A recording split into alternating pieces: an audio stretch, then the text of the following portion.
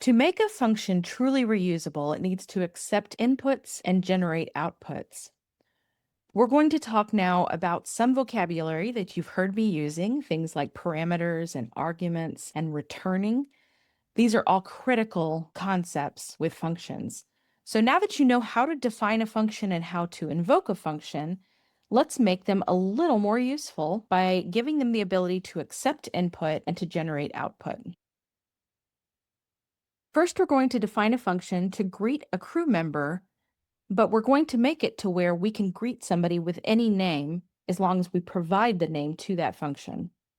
So I'll start with the function keyword, give it a name with a verb, welcome crew member. And then I'm going to pass in the name of the person I want to greet. I'll open up my curly braces so I can define the code that needs to run when the function is called. And it's going to be as simple as printing a message, but I'm going to use a template literal so that I can use whatever name has been passed into the function.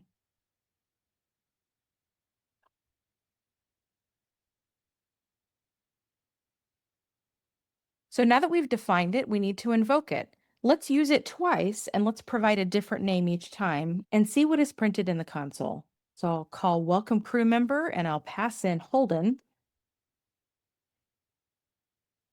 And then I'm going to copy that down and use Alex. So let's run that. And we get welcome back to the bridge, Holden. Welcome back to the bridge, Alex. So this is very useful. Now we have code that allows us to use variables to have slightly different output every single time. So I mentioned this vocabulary, parameters and arguments. Using this example, we can see that crew name is just a variable that we create that stands in for whatever the data is that's going to be passed in.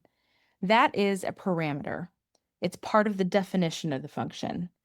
When we call a function or invoke a function, we pass in real data. That's what we call an argument. Let's do another example. This time we're going to make it possible to pass in multiple inputs. So we'll define a new function called calculate velocity. Our parameters will be distance and time.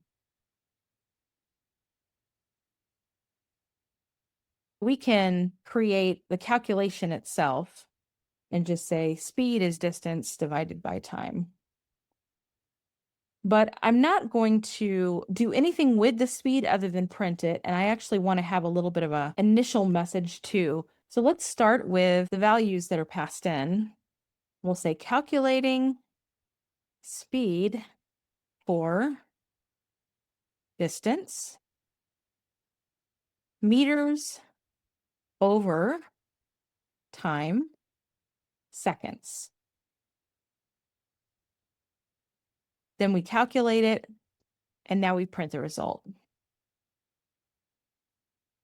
Velocity, speed, meters per second. Okay, so we've completed our definition. This is a function we're ready to call now. We can pass in real values for these parameters, and then it should print this out, calculate it, and print this out. And we'll see that happen in the console. So let's call it. We'll pass in 100 meters and 10 seconds. Those are our arguments. Okay, we run it and we see calculating speed for 100 meters over 10 seconds, velocity 10 meters per second. Okay, one last example, and this is really important. Most of the time, when you define a function, you don't just have it perform some sort of procedure for you, like printing. Most of the time, you're looking for it to give you something back. We call this returning a value.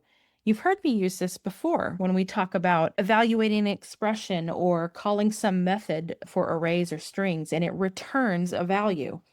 This is how you make a function return something. Let's go ahead and define a new one.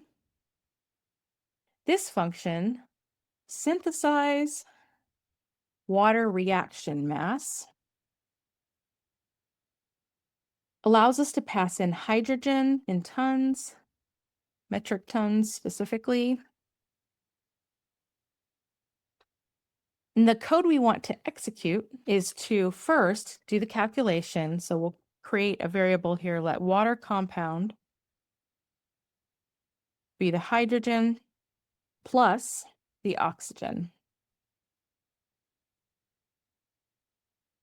Now let's say that we want to run this function, pass in some specific values, and then we need it to give us the result back. This is where the return keyword comes in. So we say return water compound. Now down here, we can call the function, pass in some values, and we should see that value come back. And once it does, we can print it. So when you have a return value, often what you want to do is store it in a variable. You don't necessarily have to, you could just use it immediately, but in this case, we're going to store it in a variable. So we'll go to synthesize water reaction mass, pass in 50 for hydrogen, 25 metric tons for oxygen. And so it will execute this function with these values and then return the result of this calculation. And that's what gets stored here in current reaction mass. So let's print a little statement that will allow us to see that value. I'll say drive reserves updated. We'll get our current reaction mass variable and then say metric tons of H2O loaded. All right, let's run that. And we see drive reserves updated, 75 metric tons of H2O loaded. There's a couple more things I want to talk about before we finish. One is that this return keyword, once it gets executed, it does not matter if you have something after that, it does exit the function body. And so we can prove it by just logging something silly. This will never print. Okay, let's run it again. And yeah, we don't see that statement because once we hit that return keyword and it returned a value, it doesn't care about anything after that inside the function body. So keep that in mind. You have to pay attention to where you return something and make sure that you only return it when you're done with any other code that you need to execute. The other thing that I wanted to talk about is that there is a difference between returning a value and having output to the console. Sometimes we use the word output to refer to both, and so that can get a little bit tricky. The thing to remember is console.log is a function. So when we talk about output to the console, we're talking about passing some value in to .log, which is a method. It's just attached to this console API, and it will execute and take whatever you created and output it to the console. Similarly, we create our own function definitions and we run them and we get output that's returned, but it has nothing to do with printing because that's a separate function. So when you're thinking about designing your functions, you have to think about, am I just printing something to the console and just executing that?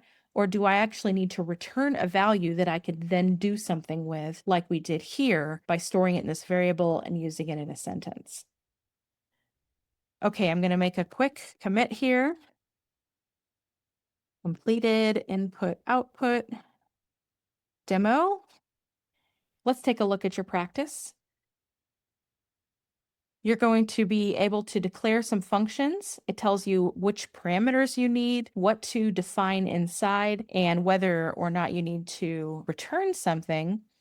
The very first one doesn't have you returning anything, but these will actually have you do that. So just follow the instructions and it'll give you some really great practice, not only in using function syntax, practicing the difference between defining and invoking, but also just the problem solving, thinking through which lines of code do I need, what order do I put them in, and it'll help you understand how a computer thinks, which is really important. Okay, that's all I've got. I'll see you in the next one.